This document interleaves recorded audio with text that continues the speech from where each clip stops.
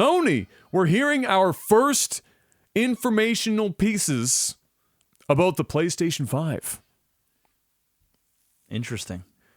We've been waiting for a while. I'm actually surprised that we're hearing some of this now and not They didn't give closer too. to They didn't give E3. too much though. Well, they gave more than I would have thought they would have. I mean, you're not hearing about price and shit, No. obviously, but you're getting some hints at what's going on here. So they just outright started talking about some specs and letting people know. So in an interview, so they did. The first notable thing is it's equipped with a solid state drive. It's no more spinning drive. It's a solid state drive. We don't know the size of the solid state drive. My guess is it's probably not going to be more than 250 gigs. You're probably going to get you might even get two models. I think so. 120 And a 500. and 250. If you can get if they do 250 and 500, That'd be impressive. That would be it's going to be an expensive console to begin expensive with, as right? fuck. Yeah.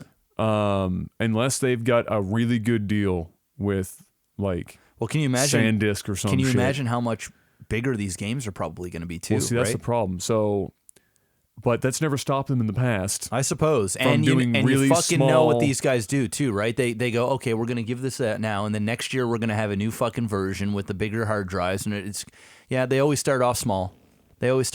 So you're right. It could be 250 might even be the big one. Yeah. Well, yeah. I think if it's 250, there's a better chance they don't go below it. I think they get crucified for 120. I think because that's like one game. I think they actually get hung for 120. So I think 250 is the bottom. And if they do make a second SKU, it would be 500. I would be shocked to see a 1 terabyte because even a 1 terabyte cheap SSD is still running you somewhere around. Even for a manufacturer to get What their I hands got on on my it, computer now, and probably it cost me like $700. So for the one I had, yeah. Now, if you got the ones we have now, they're about $400 Canadian. For the manufacturer, that's probably more like between the high twos, low threes, because margins on that shit isn't exactly high. So if you're gonna do like half the cost of your console is in your fucking hard drive, woo. So I think it's probably gonna come in 250, 500. Regardless, it's an SSD, and that's a monstrous for consoles, a monstrous step up. Loading times are going to be so much better. Thank God. It'll be milliseconds to seconds versus 30 seconds to a minute plus in some of the games like Red Dead and like these bigger games. Yeah. The chipset and stuff that they're using is from AMD. I think Microsoft is also using AMD as well.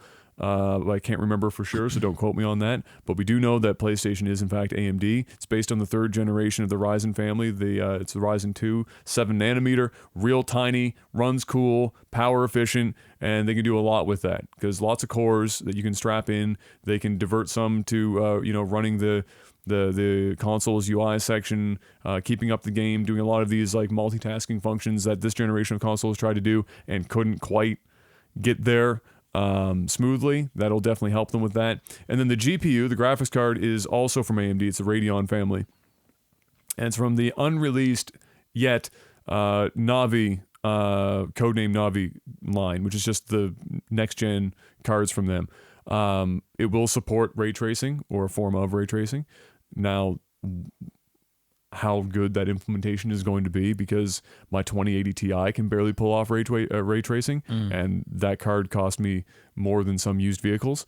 I don't think it's going to be amazing, but the thing with consoles that you can never rule out with consoles is because they're often custom stuff, a lot of efficiency can be squeezed out of a console where you can't necessarily get that with a custom built computer because the manufacturers don't know what parts are going in there.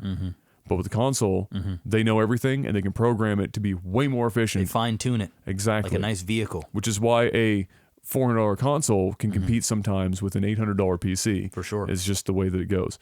I'm going to get probably killed for even saying that, but that's reality, guys. Just live with it. It's another big one. Actually, before I get to the probably the best news in that whole thing, they're also focusing a lot on audio, which was very odd for me to hear them call this out, but it made sense to me, I guess, is that they're going to be pushing audio, and so positional audio and stuff like that, to get it to be better, and using ray tracing to do it. So instead of using ray tracing, which I'm assuming is probably more intensive if you're doing it graphically, but if you're using ray tracing to calculate sound waves bouncing instead of light bouncing, you could get way more accurate to life sound.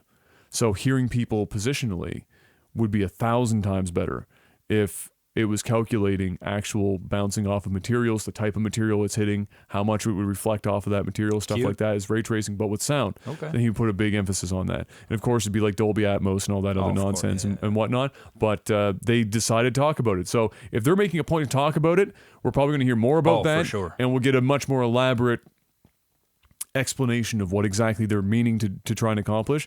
But that's interesting to me. I love me some good audio, and damn, there are a lot of good games that have some fucking terrible ass audio. I agree. So that's a positive. Biggest positive, backwards compatible PS4. That's massive. That's about as big. That's about as big as it gets. If they didn't get that, they already lost. Yep. Well, Xbox gonna have to do the same. They already planned on doing it anyway. Oh, did they? Yeah. Oh, that's right. Yes. Yeah, they announced that a while back. Yeah. That's right. I mean, they had to. You know, it would be crazy for PlayStation if they said it's backwards compatible for our entire catalog from start. Not in a million. PS1, PS2, PS3, PS4, and PS5. How fucking fucking dude? They would have my money waiting for them, and my mouth for their cock and balls. Nope. Could you imagine? I literally have that big, right beside me, I have that big bulky ass PS3, the backwards compatible PS3. That's the one that I use to play my old school shit. Of course. If I could hook up my PS5 and enjoy today's games and yesteryear's games, wow. Wow. Yeah. It's not going to happen, though. Fuck. I mean, think about that would be fucking huge. Because, I mean, think about what Xbox has been doing to try and do their old titles. Like how much time and money they've invested in doing these on an individual basis. Win the console wars. Do it at all costs, bro. Well, you do this. You fucking do this, Sony. You won. You won. You've. I mean, you're already gonna win, but you're gonna literal shit on the competition. You're gonna fuck them hard, raw. It's not gonna every happen. 6 ways from Sunday. It's not gonna happen. Well, fuck. You know Sony. why? Because licensing, bro. If it was all first-party titles that they offered, easy. Problem is, a lot of the fire on the PlayStation 2, not first-party. And just like Xbox has to Figure go, out a way to use your dick. Xbox has to go to every single fucking I know, license holder. Fuck, but figure it out. Why could the PS3 do it?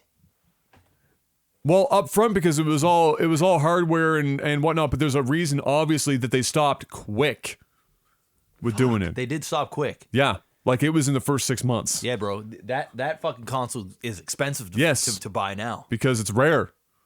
So fuck. Could you imagine?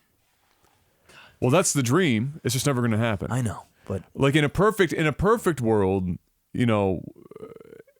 I mean, there's not. Yeah, there's in a perfect world, it would be as easy as providing hardware emulation and putting a disc in and going the fuck home, and you're done.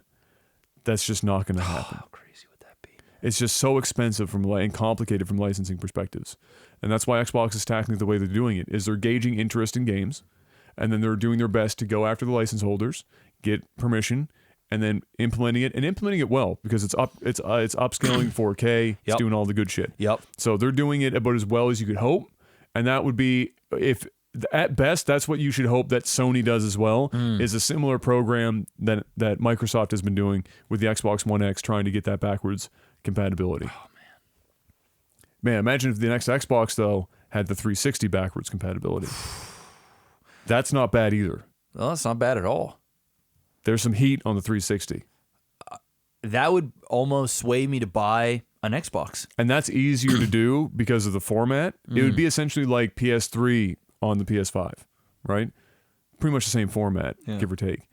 Different architecture, unfortunately, with the consoles, which would still make it difficult, but easier for Microsoft to do. Crazy. All right. But anyway, that's always a selling point. And this generation was really awkward because nobody really provided it. And it's for reasons, it's expensive, but hopefully they get that going. And just as a the side note, we talked about it earlier. The PlayStation 4 was released in 2013. So by the time this thing comes out, they'll be probably 7 years deep, because I think this is a 2020 release. Yeah. I think we're going to see both consoles for the first time. Christmas 2020, November. Boom. It's going to Yep. be a console war again. Yeah. One that Sony will win. Oh man, it's tough. It's a tough sell because Sony made some shit decisions here in the last couple of years. Sony gonna win this. It's what will ultimately determine it, because it's hard to say, because this generation was a write-off for Xbox because of how it launched. Yeah. This next one is not the same. This next one is basically like they're launching the 360 all over again, and that was a fire fucking launch for them. Mm-hmm. Xbox lives and dies by its Japanese sales, of which it's always struggled to break into. The moment that they can figure out how to sell these consoles in Japan, it'll be a big game changer. Mm. And they have been buying up developers, left, right, and center, to try and get some first-party titles, because they're looking at Naughty Dog and all these others, and Microsoft says, we need that. We don't have Bungie anymore. They don't have it. We need that. So we'll see. It will be. It's going to be a wild time, bro. E3 this year, even though none of them are going to be technically at E3. E3 week will be fun. E3 week. Yeah. Probably multiple. It'll be fun. It's going to be a crazy time.